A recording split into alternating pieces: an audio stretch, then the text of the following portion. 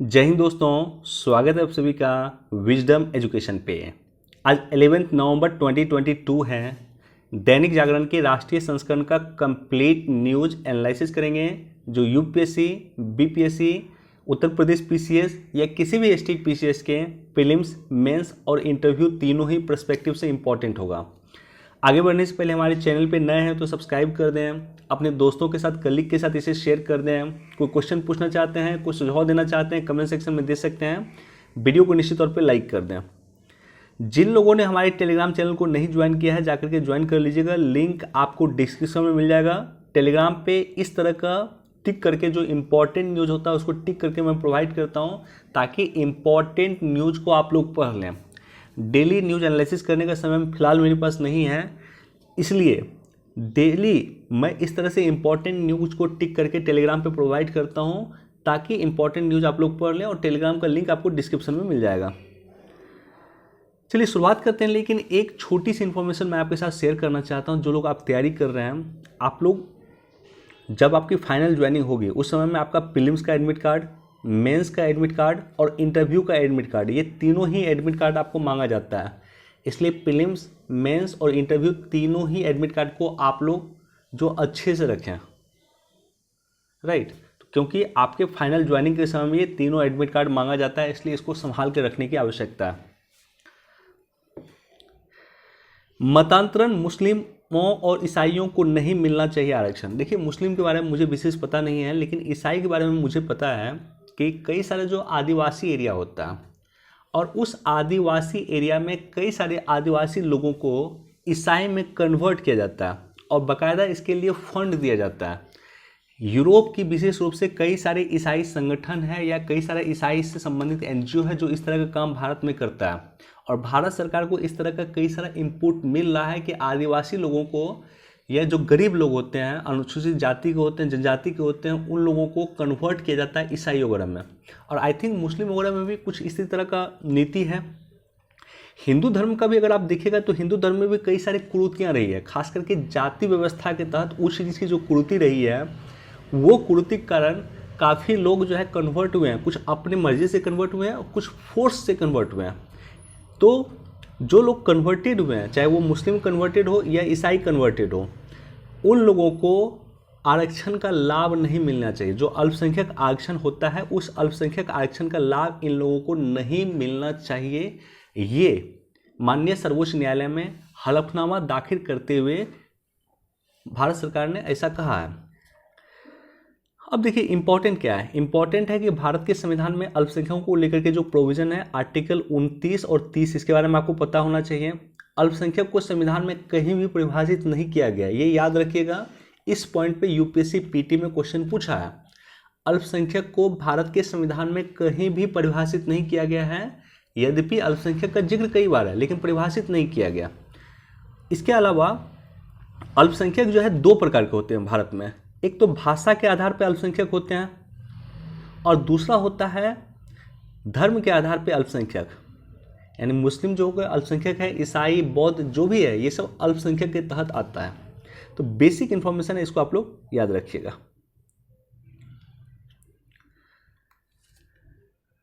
बीमारियों की पहचान होगी आसान, रिसर्च में बढ़ेगा आत्मनिर्भरता। इसके लिए फरीदाबाद में देश का पहला बायोलॉजिकल डाटा सेंटर राष्ट्र को समर्पित किया गया है। क्वेश्चन पीटी में पूछा जा सकता है, देश का पहला बायोलॉजिकल डाटा सेंटर की स्थापना कहाँ हुआ है? तो देश का पहला बायोलॉजिकल डाटा सेंटर की स्थापना हरियाणा के फरीदाबाद में हुआ है। क्योंकि फरीदाबाद जो है वो हरियाणा का पार्ट है, तो हरियाणा के फरीदाबाद में इसकी स्थापना किया गया है, ये याद रखिएगा। और ये जो डाटा सेंटर है ये बेसिकली बीमारियों की पहचान करेगी। विशेष रूप से कोरोना महामारी के बाद इसकी आवश्यकता पूरे विश्व को महसूस हुई कि इस तरह का डाटा सेंटर स्थापित होना चाहिए, इस तरह का रिसर्च सेंटर स्थापित होना चाहिए ताकि बीमारियों की आसानी से पहचान किया जा सके और उसका आसानी से निराकरण किया जा सके। तो इसी के तहत एक कदम भारत सरकार ने उठाया। पेज नंबर 2 पे ऐसा कोई इंपॉर्टेंट न्यूज़ नहीं होता है क्योंकि ये दिल्ली से संबंधित न्यूज़ होता है। पेज नंबर 3 पे कई इंपॉर्टेंट न्यूज़ हैं। सबसे पहला इंपॉर्टेंट न्यूज़ जो हम लोग यहाँ पे डिस्कस करेंगे कि माननीय प्रधानमंत्री श्री नरेंद्र मोदी जी G20 शिखर सम्मेलन में हिस्सा लेने के लिए इंडोनेशिया की राजधानी बाली जा रहे हैं। इंडोनेशिया की बाली जा रहे हैं। अभी वर्तमान में इंडोनेशिया की बाली राजधानी नहीं है, लेकिन ये G20 अपने आप में काफ़ी इम्पॉर्टेंट एक इवेंट होता है। G20 में जो विश्व के 20 शक्तिशाली देश हैं उसके लीडर वहाँ पे एकत्रित होते हैं। पुतिन इस बार नहीं आ रहे हैं। रूस के जो राष्ट्रपति हैं पुतिन नहीं आ रहे हैं, क्योंकि यूक्रेन के राष्ट्रपति जेलेंस्की को G20 शिखर सम्मेलन में आमंत्रित किया गया है, इसलिए पुतिन नहीं आ रहे हैं। अब देखिए, ये जो शिखर सम्मेलन है ये है 17वां शिखर सम्मेलन। इंडोनेशिया का शिखर सम्मेलन 17वां है। रोम डिक्लेरेशन पिछले वर्ष हुआ था, इटली में हुआ था, वो 16वां था। और 18वां जो G20 शिखर सम्मेलन है जो 2023 में होगा वो भारत में आयोजित होगा। ये इंपॉर्टेंट इसलिए भी है कि 1 दिसंबर 2023 से, डेट याद रखिएगा, डेट से भी क्वेश्चन पूछा जा सकता है। 1 दिसंबर 2023 से भारत G20 की अध्यक्षता करेगा। 1 दिसंबर 2022 से, 1 दिसंबर 2022 से, यानी अगले महीने दिसंबर के स्टार्टिंग से लेकर के अगले साल 2023 के नवंबर तक भारत G20 की अध्यक्षता करेगा। और इसके लिए बाकायदा लोगो वगैरह भी जारी किया गया है, कल मैंने टेलीग्राम चैनल पे शेयर किया था। अब सवाल ये उत्पन्न होता है कि G20 आखिर क्या है। तो G20 जो है बेसिकली एक यूरोपीय यूनियन इसमें है और 19 देश हैं, 19 देश प्लस यूरोपीय यूनियन, इस तरह से 20 देश और संगठन का ये एक संगठन है, कंबाइंड संगठन है जिसमें 19 देश हैं और एक संगठन है यूरोपीय यूनियन।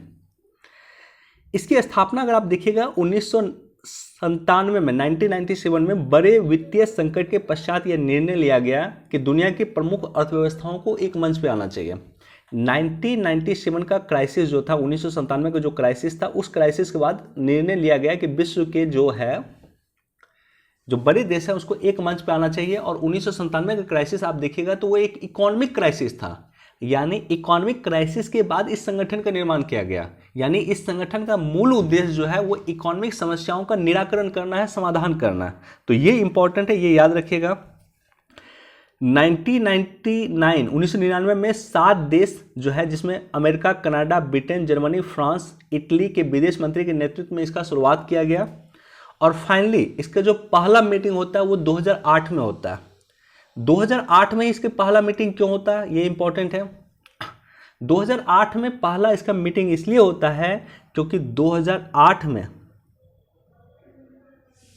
आर्थिक संकट क्रिएट हुआ। 2008 में विश्व की एक बड़ी आर्थिक संकट क्रिएट हुआ, रिसेशन का दौर चला था। भारत में भी कई सारे आईटी कंपनी थी, वो बंद हो गई थी 2008 के में। तो इसीलिए जो 2008 में ही जो है G20 का जो है पहला शिखर सम्मेलन हुआ। और इसका उद्देश्य जो होता है बेसिकली होता है कि फाइनेंशियल जो आर्थिक समस्या है उस समस्या का निराकरण करना, उसका समाधान करना। विश्व पे 2008 जैसी आर्थिक क्राइसिस फिर से क्रिएट ना हो, इसके लिए G20 लगातार प्रयास कर रही है। अब देखिए, इसमें जो है वैश्विक व्यापार का 75% जो है G20 में है, वैश्विक निवेश का 85% और विश्व के जीडीपी का 85% जो है G25 देश का स्ट्रेंथ है। और विश्व की 2/3 जनसंख्या। तो ये सब डाटा है जो आप लोग लिख लीजिएगा। वैश्विक व्यापार का 75% G20 की हिस्सेदारी है, वैश्विक निवेश का 85% है, वैश्विक जीडीपी का भी 85% है और विश्व की 2/3 जनसंख्या भी G20 का पार्ट है। G20 का देश भी याद रखिएगा, चूंकि यूपीएससी पीटी में एक बार यूपीएससी पीटी में एक बार देश पूछ दिया था कि कौन कौन सा देश G20 में शामिल है। ये देश भी थोड़ा सा आप लोग याद रखिएगा। अर्जेंटीना, ऑस्ट्रेलिया, ब्राजील, कनाडा, चीन, यूरोपीय union, France, Germany, Bharat, Indonesia, Italy, Japan, Mexico, रूस, सऊदी अरब, दक्षिण अफ्रीका, दक्षिण कोरिया, तुर्की, यूनाइटेड किंगडम और संयुक्त राज्य अमेरिका। तो ये जो देश हैं ये G20 के पार्ट हैं। बाकी रोम घोषणा पत्र की अब आवश्यकता नहीं है, चूंकि रोम घोषणा पत्र जो हुआ था 2021 में, जो है रोम में जो सबमिट हुआ था, इटली के रोम में जो सबमिट हुआ था, उसके बाद ये घोषणा पत्र आए थे। तो इसकी अभी फिलहाल आवश्यकता नहीं है। बाली जो घोषणा पत्र होगा वो इंपॉर्टेंट होगा एग्जाम पर्सपेक्टिव से। कुछ देशों को दूसरे से श्रेष्ठ समझने की विश्व व्यवस्था में यकीन नहीं रखता भारत। देखिए, पेपर पढ़ने का मतलब ये होता है कि जो बिटवीन द लाइंस है उसको समझने की शुरुआत करना चाहिए। यानी जो अगर पीएम मोदी का कोई स्टेटमेंट है, या रक्षा मंत्री का कोई स्टेटमेंट है, गृह मंत्री का कोई स्टेटमेंट है, सीजीआई का कोई स्टेटमेंट है, राष्ट्रपति का कोई स्टेटमेंट है, तो उसके जो वो बोले हैं, जो स्टेटमेंट दिया है, चूंकि वो भारत सरकार का स्टेटमेंट है, तो वो भारत सरकार का स्टेटमेंट है, तो भारत सरकार ने क्या कहा है उसको पढ़ने और समझने की आवश्यकता है। वही बिटवीन द लाइंस पढ़ने की आवश्यकता है। ये यूपीएससी के लिए इंपॉर्टेंट है। एक नॉर्मल व्यक्ति पेपर पढ़ेगा तो उसको नॉर्मली ये पढ़ लेगा और निकल जाएगा, लेकिन जब आप पेपर पढ़ रहे हैं तो उसको अंडरस्टैंडिंग की आवश्यकता है कि हाँ आखिर ये कहना क्या चाहता है। अगर रक्षा मंत्री जी कहना क्या चाहते हैं, देखिए यहाँ पे 2-3 पॉइंट में बोलूँगा। नेशनल डिफेंस कॉलेज के एक कार्यक्रम में रक्षा मंत्री ने साइबर सुरक्षा और सूचना युद्ध जैसी गंभीर खतरा को विश्व समुदाय को आगाह किया। तो अभी इंफॉर्मेशन वॉरफेयर आपने सुना होगा, ये शब्द इंफॉर्मेशन वॉरफेयर, यानी उसको कहा जाता है हिंदी में सूचना युद्ध, और दूसरा टर्म है साइबर हमला। साइबर हमला तो लगातार हम लोग देखते हैं किस तरह से साइबर अटैक की घटनाएं बढ़ रही है, साइबर जो युद्ध है वो बढ़ रहा है, उसके बाद साइबर अपराध काफ़ी बढ़ रहे हैं देश में। एनसीआर भी इसको लेकर लगातार रिपोर्ट जारी करती है। और इंफॉर्मेशन वारफेयर भी सबसे इम्पॉर्टेंट युद्ध है। इंफॉर्मेशन के नाम पे युद्ध शुरू हो सकता है, ये उसी का और इशारा कर रहा है। जो इन्फॉर्मेशन कलेक्ट किया गया है उस इन्फॉर्मेशन के माध्यम से किसी देश की सरकार को परिवर्तित किया जा सकता है। जैसे आप जो मान लीजिए फ़ोन पे वगैरह यूज करते हैं, या आप गूगल पे भी यूज करते हैं, तो गूगल पे में जो गूगल यूज करते हैं तो सारा का सारा डाटा आपके गूगल के पास है। हमारे देश का लगभग मैक्सिमम डाटा गूगल के पास है। तो गूगल चाहेगा तो कुछ ना कुछ पॉलिसी आपको चेंज करवा देगा, या हमारे देश को बहुत हद तक प्रभावित कर सकता है। इतना डाटा आज गूगल के पास है। एक एग्जांपल और देता हूँ। मान लीजिए कि आप यूट्यूब पे कुछ सर्च करते हैं, तो आप देखिएगा नेक्स्ट टाइम उसी सर्च से संबंधित आपको ऐड दिखाना शुरू कर देगा। उसी सर्च के अकॉर्डिंग आपको नेक्स्ट वीडियो आपको जो है रिकमेंड कर देगा। ये सब कैसे होता है? तो ये सब बेसिकली इन्फॉर्मेशन के आधार पे होता है। जो इन्फॉर्मेशन आपने गूगल को दिया है या यूट्यूब को दिया है, चूंकि यूट्यूब भी गूगल का पार्ट है, उस इन्फॉर्मेशन के आधार पे होगा। और उसी तरह का मान लीजिए अगर आपने अपने ब्राउजर पे कुछ सर्च किया गूगल पे, तो आप देखिएगा आपका ऐड भी यूट्यूब पे होगा, या अन्य जगह आपको ऐड भी उस सर्च के अकॉर्डिंग मिलना शुरू होगा। तो ये सब पे एक इम्पॉर्टेंट है कि हम इसके बारे में समझें, और सरकार इसके लिए प्रयास करे। सरकार और लोग दोनों को मिलकर प्रयास करना होगा कि हमारी जो सूचना है वो भारत की सीमाओं के भीतर ही रहे। और इसी के लिए BN श्री कृष्णा समिति भी बनाई गई थी। अब देखिए यहाँ पे जो रक्षा मंत्री ने एक और बात का इंडिकेट किया है, वो क्या है कि बिजली उत्पादन जो है कई हद तक प्रभावित हुआ है। रूस यूक्रेन युद्ध के बाद खाद्यान्न के संकट क्रिएट हुई है। ये सब हम लोग देखते हैं। इन्होंने एक टर्म यहाँ पे यूज किया है कि आंतरिक सुरक्षा और बाहरी सुरक्षा पर प्रकाश डालते हुए कहा कि आंतरिक और बाहरी सुरक्षा के बीच खाई कम होती जा रही है। सुरक्षा खतरों के नए आयाम उभर रहे हैं। आतंकवाद पहले आंतरिक सुरक्षा की श्रेणी में माना जाता था, लेकिन अब दूसरे संगठन के समर्थन से बाहरी खतरा है। यानी जो आतंकवाद को हम आंतरिक खतरा बोल लेते हैं, इंटरनल सिक्योरिटी बोल लेते हैं, आज वो एक्सटर्नल सिक्योरिटी है। आज आतंकवाद को आवश्यकता नहीं है कि भारत में आकर आतंकवादी काम करें।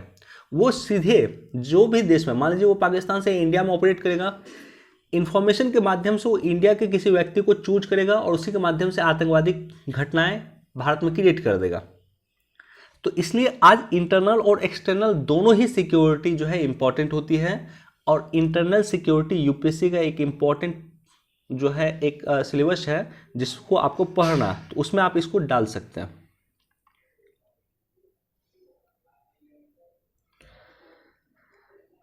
देखिए यहाँ पे जो ये न्यूज़ है, ये इम्पॉर्टेंट न्यूज़ है। सौर ऊर्जा से भारत ने 6 महीने में बचाए $4 अरब। जब भी इस तरह का न्यूज़ आपको मिले, अगर आपने मान लीजिए सौर ऊर्जा पे कुछ वीडियो बनाया, नोट बनाया है, आपने एनर्जी सिक्योरिटी पे नोट बनाया है, उस नोट में जाकर के इसको इनकलकुलेट कर लीजिए, उसको समाहित कर लीजिए, वहीं पे कहीं लिख लीजिए। जैसे मान लीजिए मैं आपको दिखाता हूँ,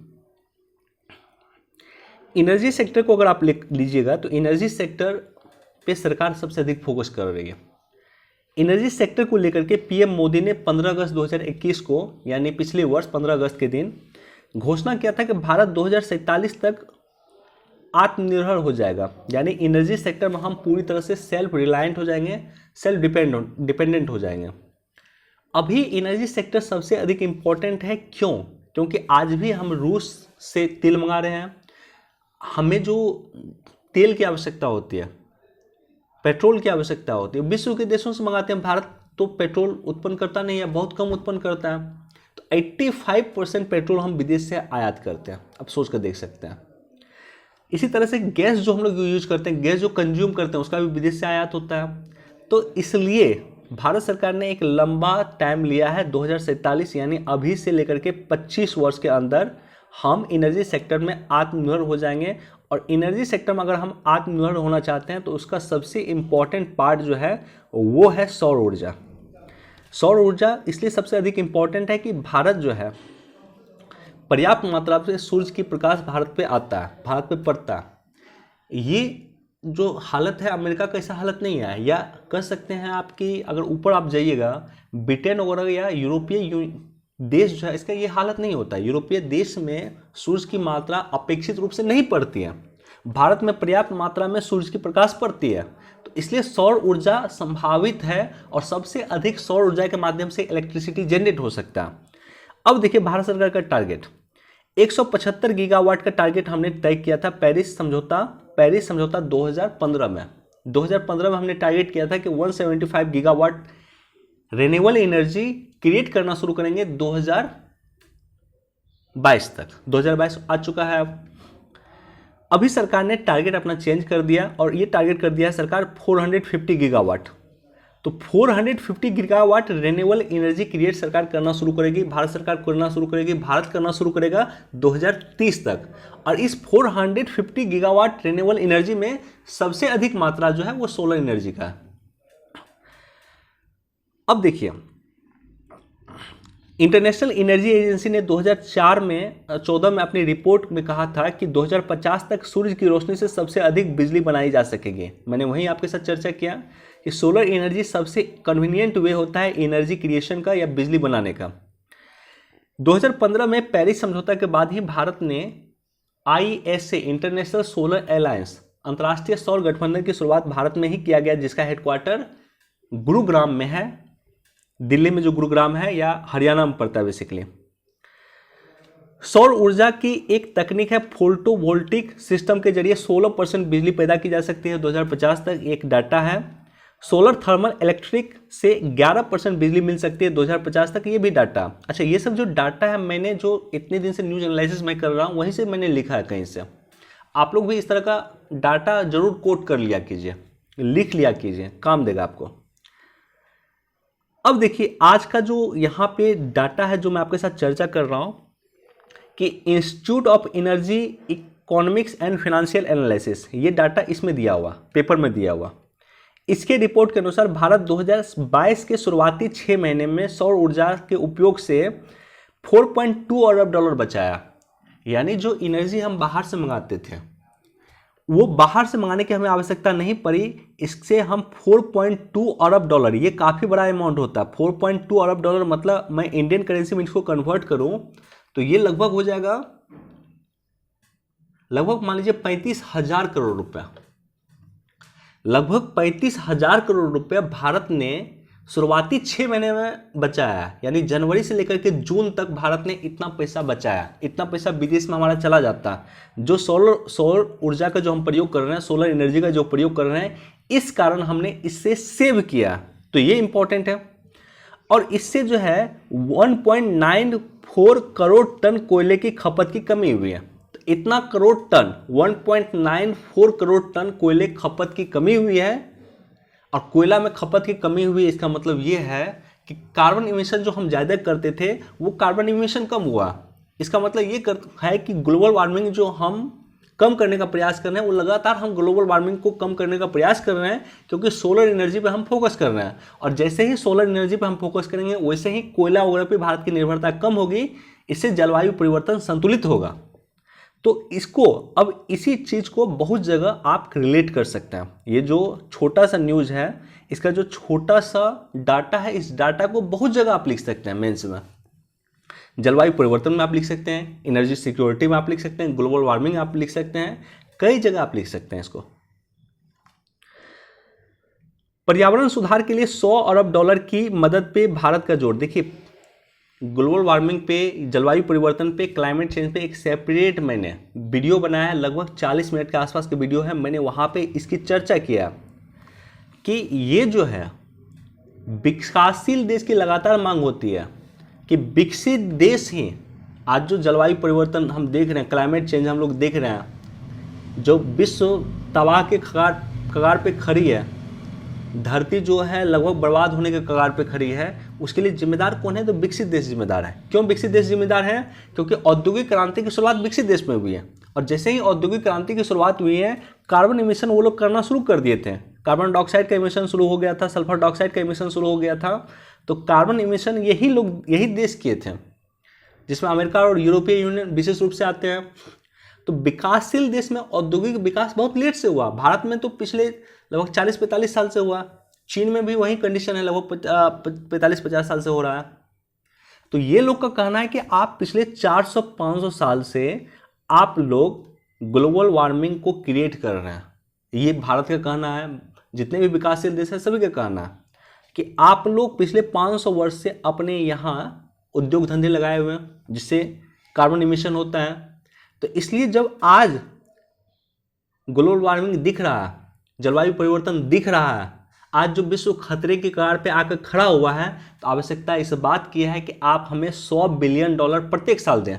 लगभग 8 लाख करोड़ रुपए विकासशील देश की मांग है कि विकसित देश विकासशील देश को कंपनसेशन के तौर पे 8 लाख रुपए प्रत्येक साल दे, ताकि विकासशील देश भी अपने यहाँ कई सारा प्लांट लगा करके जलवायु परिवर्तन को कम करने का प्रयास करे, या सोलर एनर्जी वगैरह अपने देश में लगाए, रिन्यूएबल एनर्जी अपने देश में लगाए। इस तरह का काम विकासशील देश करे। इसके लिए आवश्यकता है कि विकसित देश विकासशील देशों को पैसा दे। सिंपल। तो ये जो है, ये बात हुई थी पेरिस समझौता में। पेरिस सम्मेलन हुआ था 2015 में, COP21 के नाम से जाना जाता था पेरिस। अब जो है पेरिस समझौता में ये डिसाइड हुआ था कि 2020 से विकासशील देश को विकसित देश $100 अरब देना शुरू कर देगा। 2020 ऑनवर्ड प्रत्येक साल। 2020 गुजर गया, 21 गुजर गया, 22 लगभग गुजरने वाला है।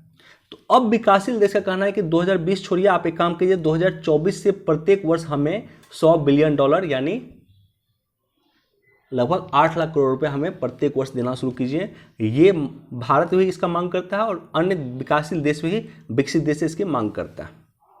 मैं उम्मीद करता हूं कि ये टॉपिक आपका क्लियर हो गया होगा।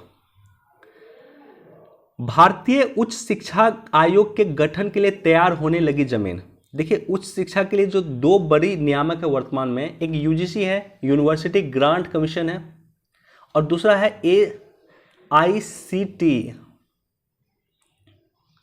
ये AICTE बेसिकली टेक्निकल एजुकेशन के लिए है, और यूजीसी अन्य एजुकेशन के लिए। तो अब जो है न्यू एजुकेशन पॉलिसी अगर आप देखिएगा, पढ़िएगा, तो उसमें उच्च शिक्षा के लिए एक ही आयोग के गठन की बात कही गई थी।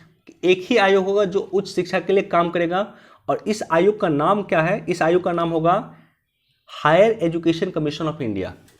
Higher education commission of India, भारतीय उच्च शिक्षा आयोग।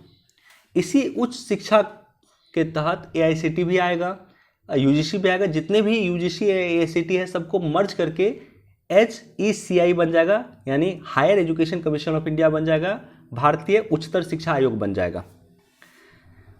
उच्च शिक्षा से संबंधित 14 नियामक की जगह यह स्थापित होगा। 2 नियामक की मैंने आपके साथ चर्चा किया, एक यूजीसी की और एक AICTE की। तो इस तरह से भारत में अभी 14 नियामक है, जिसकी जगह, जिसको मर्ज करके इस आयोग की स्थापना किया जाएगा। अच्छा, ये जो आयोग बनेगा HECI, higher education commission of India, इसका बेसिकली 4 पार्ट होगा। एक होगा national higher education regulatory council, एक होगा नेशनल एक्रीडिटेशन काउंसिल, एक होगा हायर एजुकेशन ग्रांट काउंसिल, और एक होगा जनरल एजुकेशन काउंसिल। तो ये 4 council basically higher education commission of India का पार्ट होगा। तो इसके लिए ग्राउंड तैयार हो रहा है, यानी सरकार लगातार प्रयास कर रही है कि अब जो है higher education commission of India की स्थापना किया जाए। इसके लिए सरकार लगातार प्रयास कर रही है।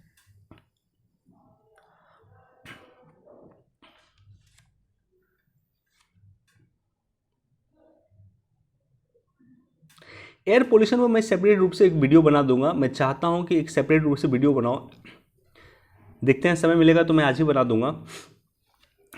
देखिए, एक इम्पॉर्टेंट टॉपिक है, पेपर को कैसे आपको पढ़ना है उसका एक इम्पॉर्टेंट पार्ट ये है कि जब मेंस का आप क्वेश्चन देखिएगा तो मेंस के क्वेश्चन में पूछता है कि मान लीजिए एयर पोल्यूशन है, तो एयर पोल्यूशन को रोकने के लिए आप क्या साइंटिफिक प्रयोग करेंगे या साइंस एंड टेक्नोलॉजी की भूमिका क्या हो सकती है, विज्ञान का प्रयोग एयर पोल्यूशन को कंट्रोल करने के लिए कैसे किया जा सकता है। बीपीएससी खास तौर पे इस तरह का क्वेश्चन पूछती है, एक समस्या डाल देगी और उस समस्या में साइंस एंड टेक की भूमिका पूछ देगी। मसलन बाढ़ और सूखा बिहार की सबसे बड़ी समस्या है, इस समस्या को रोकने में साइंस एंड टेक की भूमिका क्या। कचरा प्रबंधन बिहार की सबसे बड़ी समस्या है, इस समस्या को रोकने में साइंस एंड टेक की भूमिका क्या है। वायु प्रदूषण एक बड़ी समस्या है, इस समस्या को रोकने में साइंस एंड टेक की भूमिका क्या। तो यहाँ पे जो ये चीज़ें दिया गया इसको आप लोग कोट कर सकते हैं। जैसे वाहनों की गिनती, जो वाहन है व्हीकल्स हैं उसकी गिनती के लिए आर्टिफिशियल इंटेलिजेंस आधारित तकनीक का प्रयोग किया जा सकता है। वाहनों के कारण धूल की समस्या के समाधान के लिए विज्ञान और तकनीक आधारित एक्शन प्लान तैयार किया जा सकता है। ड्रोन टेक्नोलॉजी का आप प्रयोग कर सकते हैं एयर पॉल्यूशन को कंट्रोल करने के लिए।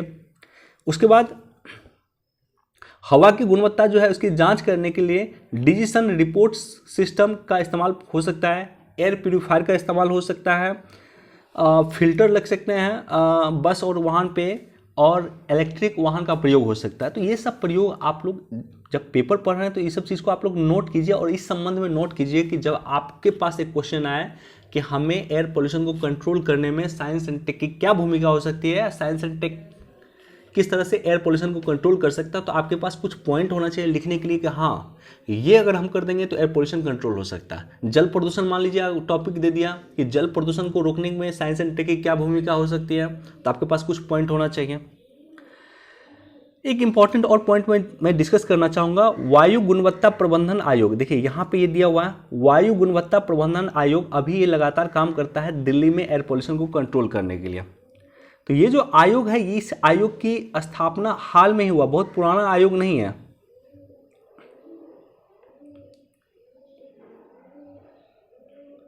देखिए 29 अगस्त 2020 को एक बहुत पुरानी संस्था थी दिल्ली में जो एयर पोल्यूशन को कंट्रोल करने का काम करती थी। इस संस्था का नाम था EPCA, environment pollution prevention control authority, पर्यावरण प्रदूषण रोकथाम नियंत्रण प्राधिकरण। ये संस्था थी पहले। 2020 में इसको समाप्त करके जो एक 21 सदस्यीय समिति बनाई गई और उसी समिति का नाम है वायु गुणवत्ता प्रबंधन आयोग, अंग्रेजी में कहते हैं commission for air quality management in national capital region and adjoining area. तो ये 21 सदस्यीय संस्था है और इसके वर्तमान जो अध्यक्ष हैं डॉक्टर M कुट्टी इसके वर्तमान अध्यक्ष हैं और इसकी स्थापना बेसिकली माननीय सर्वोच्च न्यायालय के आदेश पे किया गया था। तो ये भी इम्पॉर्टेंट है क्योंकि EPCA जो है वो लगातार पोल्यूशन के कंट्रोल करने में, दिल्ली के पोल्यूशन को कंट्रोल करने में नाकामयाब रही थी, इसलिए माननीय सर्वोच्च न्यायालय के आदेश पे इस जो समिति है, ये इस आयोग जो है वायु गुणवत्ता प्रबंधन आयोग, इसकी स्थापना किया गया था। बाकी एयर पॉल्यूशन में मैं सेपरेट वीडियो बना दूंगा, उस पर मैं डिटेल से चर्चा कर दूंगा।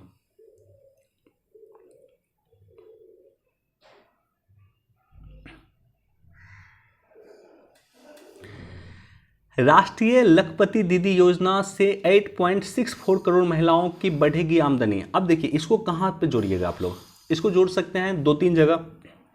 एक तो सेल्फ हेल्प ग्रुप, कुछ जगह इंपॉर्टेंट टॉपिक है, एक सेल्फ हेल्प ग्रुप से इसको जोड़ सकते हैं कि सेल्फ हेल्प ग्रुप का किस तरह से विकास हो सकता है। दूसरा इंपॉर्टेंट है महिला सशक्तिकरण से जोड़ सकते हैं। महिला सशक्तिकरण इंपॉर्टेंट टॉपिक है, महिलाओं के उत्थान के लिए सरकार के प्रयास में उसको आप लोग शामिल कर सकते हैं। अब देखिए मैं चर्चा करता हूं आपके साथ वुमेन एम्पावरमेंट, महिला सशक्तिकरण को लेकर के 2 कोटेशन मैं जरूर डिस्कस करूंगा आपके साथ। एक तो यह है कि human rights are women right and women right are human right once and for all. Hillary Clinton, America की फर्स्ट लेडी रह चुकी है हिलरी क्लिंटन। उन्होंने कहा था कि वुमेन राइट जो है वो ह्यूमन राइट है और ह्यूमन राइट ही वुमेन राइट है, मतलब महिला अधिकार ही मानवाधिकार है और मानवाधिकार ही महिला अधिकार है। गांधी जी ने कहा था कि यदि आप एक पुरुष को शिक्षित करते हैं तो सिर्फ एक व्यक्ति को शिक्षित कर रहे हैं, लेकिन जब आप एक महिला को शिक्षित कर रहे हैं तो पूरे परिवार को आप शिक्षित कर रहे हैं। ये गांधी जी का कोटेशन था।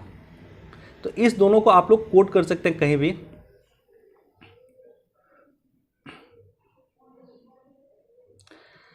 अब देखिए महिला सशक्तिकरण के लिए सरकार क्या क्या प्रयास कर रही है। कुछ प्रयास मैं आपके साथ चर्चा करूंगा और वहीं पे ये जो प्रयास किया गया इसको मैं जोड़ दूंगा। पहला प्रयास है कि महिला सशक्तिकरण सम्मेलन प्रयागराज में हुआ था दिसंबर 2021 में, पिछले वर्ष, जिसमें प्रधानमंत्री मोदी ने महिला सशक्तिकरण के लिए 1230 करोड़ रुपए दिया था ताकि महिला आत्मनिर्भर हो सकें। आत्मनिर्भरता के लिए पीएम मोदी के लिए 1230 करोड़ रुपए का फंड महिलाओं को आवंटित किया गया था। इसके अलावा नेशनल फैमिली हेल्थ सर्वे जो 5वीं रिपोर्ट है, नेशनल फैमिली हेल्थ सर्वे, इसकी जो 5वीं रिपोर्ट है, इस रिपोर्ट में कहा गया है कि महिलाओं की संख्या पुरुष से बढ़ गया भारत में, यानी प्रति 1000 पुरुष पे अब 1020 महिला है। ये national family health survey report को कोट कर सकते हैं आप। 2008 से 24 जनवरी को प्रतिवर्ष राष्ट्रीय बालिका दिवस मनाया जाता है। राष्ट्रीय बालिका दिवस कब मनाया जाता है? 8 जनवरी को, 24 जनवरी को, और ये 2008 से प्रत्येक साल मनाया जाता है।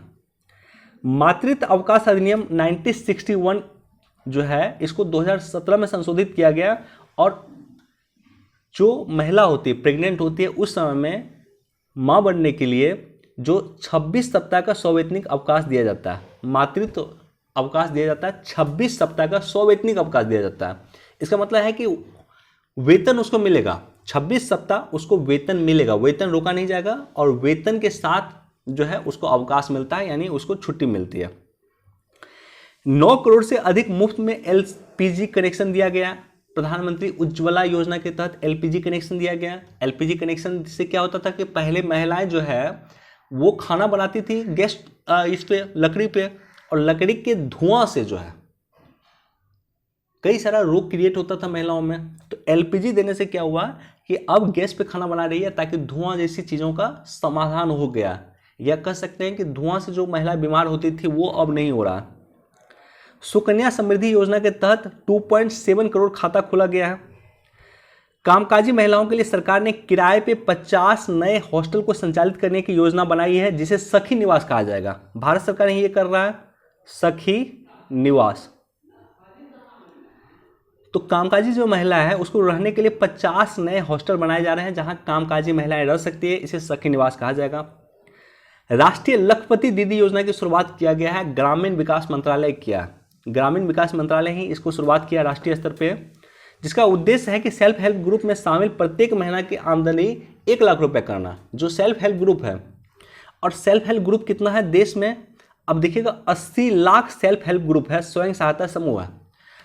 80 लाख स्वयं सहायता समूह में 8.64 करोड़ महिला, लगभग मान लीजिए 8.5 करोड़ से अधिक महिला, तो 8.5 करोड़ से अधिक महिलाओं को की आमदनी 1 लाख से अधिक प्रति वर्ष करना, ये सरकार का टारगेट है। और इसी टारगेट को फुलफिल करने के लिए सरकार ने राष्ट्रीय लखपति दीदी योजना की शुरुआत किया। आप सोच के देखिए, अगर ये योजना सफल होता तो लगभग 8.5 करोड़ महिला जो है उसको ये लाभ मिलेगा। 8.5 करोड़ महिला की आमदनी प्रत्येक वर्ष 1 लाख रुपया क्रॉस कर जाएगी। तो निश्चित तौर पे एक सकारात्मक और एक अच्छा कदम के रूप में इसे आप लोग देख सकते हैं, हम लोग देख सकते हैं। इसरो ने एक और छलांग लगाई और सबसे ताकतवर क्रायोजेनिक इंजन का परीक्षण किया। एक बार इसको भी पढ़ लीजिएगा। बाकी इसरो आपके लिए इंपॉर्टेंट है, इसरो की जो भूमिका है वो उसको आप लोग देखते रहिएगा। खतरों से जूझती सड़क सुरक्षा, देखिए सड़क सुरक्षा इंपॉर्टेंट टॉपिक है, लेकिन इसमें इंपॉर्टेंट कोई उसका आउटपुट नहीं दिया गया। मतलब जब इस एडिटोरियल को पढ़िएगा तो इसमें इंपॉर्टेंट जो है कुछ सुझाव नहीं दिया गया, लेकिन इसको पढ़िएगा, एक बार पढ़ने में मजा आएगा। लेकिन बहुत इंपॉर्टेंट जो मैं सर्च कर रहा था कि कुछ इंपॉर्टेंट डाटा मिले या कुछ इंपॉर्टेंट सुझाव मिले, वैसा इनोवेटिव सुझाव नहीं दिया गया। हाँ, ये है कि जब इस तरह का क्वेश्चन अगर आपके पास आएगा, मान लीजिए मेंस में क्वेश्चन आएगा कि सड़क सुरक्षा को लेकर के, तो एनसीआरबी का कुछ डाटा है जो मैं यहाँ पे चर्चा कर रहा हूँ। एनसीआरबी के डाटा को आप लोग कोट कर लीजिएगा, लेकिन आप लोग भी खुद इस पर सोचिए कि क्या हो सकता है। देखिए एक इंपॉर्टेंट डाटा ये है कि भारत में विश्व का सिर्फ 1% वाहन है। और भारत में जो सड़क दुर्घटना से जो मृत्यु होती है पूरे विश्व में, उसका 11% मौत सिर्फ भारत में होता है। तो विश्व के वाहन का सिर्फ 1% वाहन, विश्व में जितना गाड़ी है उसका सिर्फ 1% गाड़ी इंडिया में। और विश्व में गाड़ी दुर्घटना से यानी रोड एक्सीडेंट से जो मृत्यु होता है उसमें 11% मृत्यु वो सिर्फ भारत में होता है। तो सोच कर देखिए, सवाल ये उत्पन्न होता है कि आखिर ऐसा क्यों। एक तो रीजन है, यहाँ पे मिल जाएगा आपको कई सारा पॉइंट कि ऐसा क्यों इसकी चर्चा किया है राइटर ने, लेकिन इसका समाधान क्या है इसकी चर्चा नहीं किया गया। तो इसका समाधान क्या क्या हो सकता है, मैं चाहता हूँ कि आप लोग भी इसको सोचिएगा और सोच कर कुछ ना कुछ पॉइंट आप लोग भी लिखिएगा, इंपॉर्टेंट टॉपिक है। अब रोड एक्सीडेंट को लेकर के एनसीआरबी की कुछ डाटा है कि रोज 328 लोगों की जान जा रही है इंडिया में रोड एक्सीडेंट के कारण। एनसीआरबी के अनुसार 2020 में 1.20 लाख करोड़ लोगों की मृत्यु हुई है इंडिया में रोड एक्सीडेंट कारण। प्रत्येक वर्ष दुर्घटना कारण लगभग 1.5 लाख लोगों की मृत्यु होती है, ये भी एनसीआरबी का डाटा है। तो इसको आप लोग कहीं भी कोट कर सकते हैं। सीजीआई के समक्ष चुनौतियों का अंबार, देखिए ये इंपॉर्टेंट टॉपिक है। जुडिशियल रिफॉर्म्स एक इंपॉर्टेंट टॉपिक है और जुडिशियल रिफॉर्म्स में जो डाटा दिया गया है इस डाटा को आप लोग कोट कर सकते हैं। ये चर्चा क्यों है एडिटोरियल, क्योंकि अभी जो है जस्टिस DY चंद्रचूड़ ये हमारे देश के 50वें चीफ जस्टिस ऑफ इंडिया बन चुके हैं, CJI बन चुके हैं। देश के 50वें chief justice of India justice DY Chandrachud बने। अब जब ये देश के न्यायपालिका के प्रमुख हो चुके हैं तो ऐसे कंडीशन में इनके पास कई सारी चुनौती हैं और राइटर कहना चाहता है कि आखिर इस चुनौतियों का समाधान किस तरह से ये करेंगे। मसलन अभी अगर आप देखेंगे कि देश में 4.83 करोड़ केस जो है पेंडिंग है, जिसमें जो अधीनस्थ न्यायालय है यानी जो जिला न्यायालय है उसमें लगभग 4.1 करोड़ केस पेंडिंग है। 59 लाख से अधिक केस पेंडिंग उच्च न्यायालय में है। 13 लाख से अधिक मामले 10 साल से या उससे अधिक पुराने मामले हैं। तो कई सारे देश में इशू है। सवाल ये उत्पन्न होता है कि इसके समाधान कैसे करेंगे चीफ जस्टिस ऑफ इंडिया। और जुडिशियल रिफॉर्म्स में अभी तक क्या क्या किया गया है, सरकार ने अभी तक क्या क्या प्रयास किया है, माननीय न्यायपालिका ने क्या क्या प्रयास किया है, उस पर एक कॉन्क्रीट आपके पास आइडिया या नोट होना चाहिए। देखिए जो मैं पेपर एनालिसिस कर रहा हूँ मुझे लग रहा है कि ये सबसे इंपॉर्टेंट टॉपिक है, रुपए का अंतर्राष्ट्रीयकरण। और ये टॉपिक आने वाले कई वर्षों तक चर्चा होगा, इसलिए यूपीएससी इस तरह टॉपिक पे अधिक क्वेश्चन पूछती है, बीपीएससी भी इस तरह के टॉपिक पे अधिक क्वेश्चन पूछने शुरू कर दिया। रुपए का अंतर्राष्ट्रीयकरण क्यों इंपॉर्टेंट, सबसे पहले तो हम लोग ये समझते हैं कि आखिर अंतर्राष्ट्रीयकरण क्या होता है। तो रुपए का अंतर्राष्ट्रीयकरण मतलब ये हो गया कि मान लीजिए आपके पास रुपए है और इस रुपए को लेकर चले गए आप अमेरिका या इस रुपए को लेकर चले गए ब्रिटेन, तो वहाँ पे आपके रुपए में ही आप वहाँ पे कुछ खरीदारी कर लें, इसी को रुपए का अंतर्राष्ट्रीयकरण कहा गया। जैसे इंडियन करेंसी को आप लेकर चले जाइए नेपाल, तो इंडियन करेंसी में ही वहाँ पे आप खरीदारी कर लीजिएगा, जो खरीदना है इंडियन करेंसी में आप खरीद सकते हैं नेपाल में। क्या विश्व के अन्य देशों में ऐसा होता है? नहीं। आपके पास डॉलर है, विश्व के कहीं देश चले जाइए, आप डॉलर में वहाँ के सामान परचेज कर लीजिएगा, लेकिन रुपए के साथ ऐसा नहीं होता। तो एक डाटा है कि विश्व में डॉलर की हिस्सेदारी, विश्व में जो व्यापार होता है, विश्व व्यापार में डॉलर की हिस्सेदारी लगभग 88% है, उससे भी अधिक है। पूरे विश्व में डॉलर की हिस्सेदारी 88% है जो भी व्यापार होता है, और रुपए की हिस्सेदारी महज 1.7% है। तो सरकार का टारगेट है कि 2047 तक रुपए को एक अंतर्राष्ट्रीय करेंसी के रूप में डेवलप करें। और ये जरूरी क्यों है? क्योंकि डॉलर पे जो है, अमेरिकी डॉलर पे अत्यधिक निर्भरता के कारण ही 2008 का इकोनॉमिक क्राइसिस इंडिया में भी क्रिएट हुआ। भारत भी 2008 के इकोनॉमिक क्राइसिस से जूझा है और उसका इम्पैक्ट 2015 तक था इंडिया में। तो इसलिए डॉलर पे अत्यधिक निर्भरता नहीं होना चाहिए, सरकार इस बात को समझ रही है। और इसलिए हम लोग प्रयास कर रहे हैं कि अब जो है हम जो विश्व व्यापार करेंगे तो हम जो फ्रेंडली कंट्री है उससे बात करेंगे और उससे बात करके कहेंगे कि हमें रुपए में ही चीज़ें हमको लीजिए। अगर आप हमें तेल दे रहे हैं तो हम रुपए में आपको देंगे। रूस से बातचीत लगभग हो गई है। रूस से 22-23 में 2022-23 में 36 अरब डॉलर का भारत तेल परचेज करेगा, और ये 36 अरब डॉलर जो हम लोग पैसा पे करेंगे रूस को, ये रुपए में करेंगे। बदले में रूस भी कुछ सामान अगर इंडिया से परचेज करेगा तो रूबल में कर सकता है, या इंडियन करेंसी उसके पास जो होगा उसी में कर लेगा, राइट। तो इस तरह से लगातार बातचीत भारत कई देशों के साथ कर रहा है। रूस के साथ ऑलरेडी बातचीत हो चुकी है, ईरान के साथ ऑलरेडी बातचीत हम लोग कर रहे हैं, सऊदी अरब के साथ हम लोग बातचीत कर रहे हैं, इसके अलावा यूएई के साथ हम लोग बातचीत कर रहे हैं। तो विश्व के कई सारे देशों के साथ भारत इस तरह की बातचीत कर रहा है कि अब हमें डॉलर, जो व्यापार हम करते हैं डॉलर में करते हैं नॉर्मली, अब डॉलर की जगह हम इंडियन करेंसी में व्यापार करें विश्व के देशों के साथ। तो बेसिकली रुपए को एक अंतर्राष्ट्रीय करेंसी के मानक के रूप में स्थापित करने के लिए भारत सरकार लगातार प्रयास कर रही है। आज राष्ट्रीय शिक्षा दिवस है, तो राष्ट्रीय शिक्षा दिवस के अवसर पे एक एडिटोरियल दिया हुआ है, इसको आप लोग पढ़ लीजिएगा। बहुत इंपॉर्टेंट तो नहीं है लेकिन इसको पढ़ना चाहिए।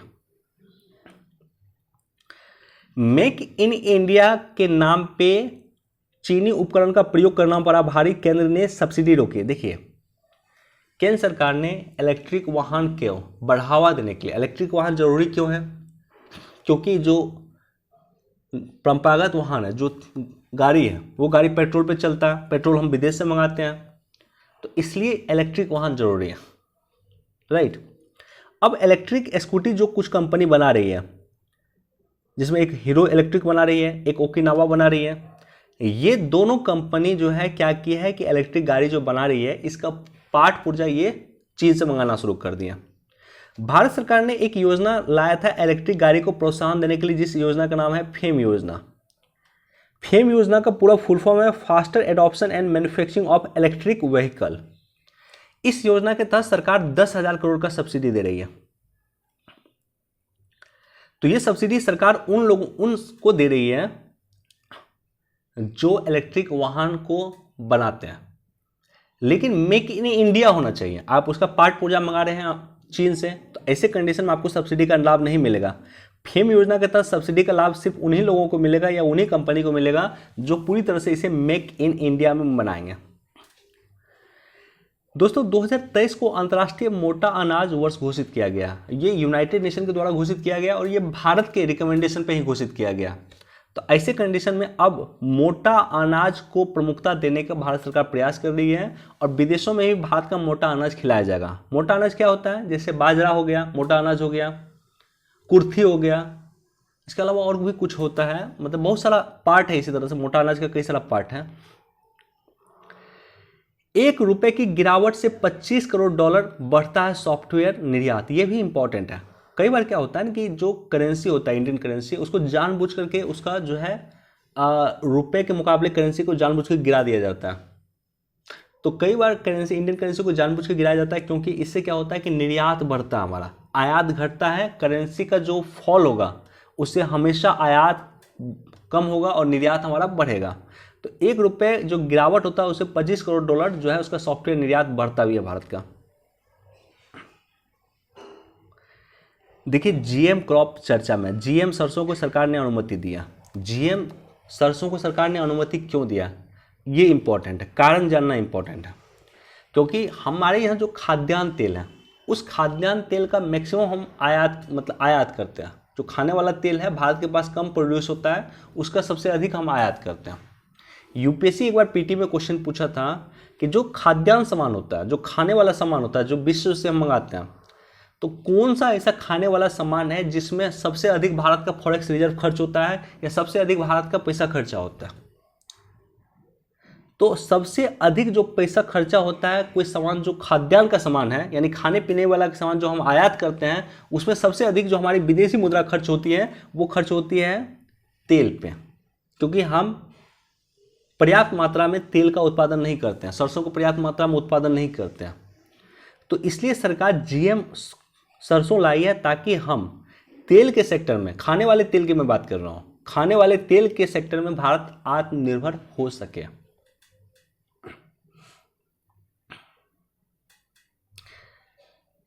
अंतर्राष्ट्रीय पेज पे जो है ये, इस पे आज कोई इंपॉर्टेंट न्यूज़ नहीं है। चलिए दोस्तों, इतना ही इंपॉर्टेंट न्यूज़ था, एक बार इसको आप लोग देख लीजिएगा। चीन को लेकर के ऑलरेडी मैंने सेपरेट वीडियो बनाया है इंडिया चाइना रिलेशन पे, वो आप लोग देख सकते हैं। इतना ही इंपॉर्टेंट न्यूज़ था। वीडियो देखने के लिए आप सभी का धन्यवाद। Thank you so much. Please do like, share and subscribe. Thank you.